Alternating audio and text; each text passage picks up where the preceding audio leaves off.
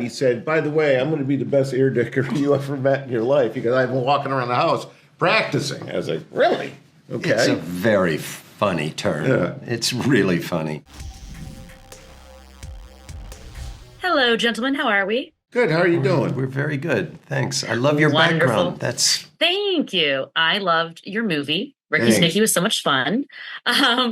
Peter, I know that you are an Efron fan, clearly. Yeah. What do you like best about working with Zach as an actor? No, he's really talented. He's like, he's got all the colors in the, palette, whatever. If you tell him, go this side, he, boom, goes there, say, come over there, boop. He does it all. And I like that he's open. He's a very open actor. He's not in his own head. He looks to the director like, what do you got for me? Come on. And I appreciate that. But he's also a great guy. I'd make many movies with him if I could. I really like him. William, I'm a big fan of you and all that you do. I think Summer Hayes' signature air dicking move is genius. Who made you do that, and how hard was it to perfect? He made me do it. I didn't want to. No. I just howled when I read the script. And I walked around the house figuring out various variations on air dicking. My wife thought I lost my mind, but it was so much fun to shoot. And I love comedy like this. I just love it, and I've always wanted to work with him. And it was going to him. It was a long shot. We thought he's not going to do this role, but let's go to him. And then when he called and he started saying he did want to do it, I kept waiting for except I won't do this, And not only did he not do that, he said, by the way, I'm going to be the best ear dicker you ever met in your life because I've been walking around the house practicing. I was like, really? Okay. It's a very funny turn. Yeah. It's really funny. It is, and you, I think that you did it. No one can do it better than you. No. So everyone will now look to you the in the original. future. Now, Ricky or Rod is a really tough role to pull off because not only is he hilarious and embarrassing, he's also very heartbreaking at the same time.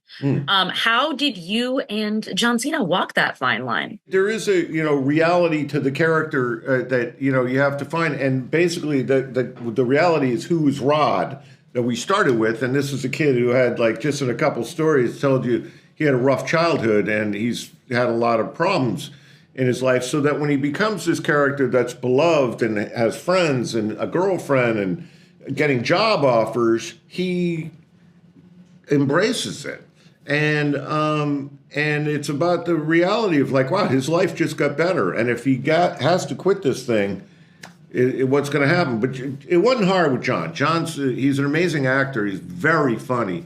But he could play real, too. He gets there very quickly. And speaking of those job offers, William, I think that Summer Hayes is a really surprising character because you'd think that he'd be just totally hard ass, doesn't care about anyone. And yet he seems to have a really soft spot, not just for Dean, JT, but even, Ricky. Can you talk about leaning into that sweet side of him? Well, that's the trick of the film. You bring all these characters together and they are all improved and deeper and more human at the end of it. And that's a good trick, especially if you can make people just roar with laughter along the way. For both of you, if you were to dig into your own, childhoods and your souls, did you have a Ricky Stanicky equivalent? Not specifically an imaginary person that you blamed all your problems on, but a way to get out of trouble or a friend that really did change your life? The way to get out of trouble, I didn't have a Stanicky, but I was a liar as a kid. To say, my father was he was a taskmaster, and he was he meant well, but it was boom, boom, boom. And when his car pulled in the driveway, my heart sank. Oh God, what didn't I do? So I was always as a teenager, what are you doing? No drinking, right? No drinking, of course not.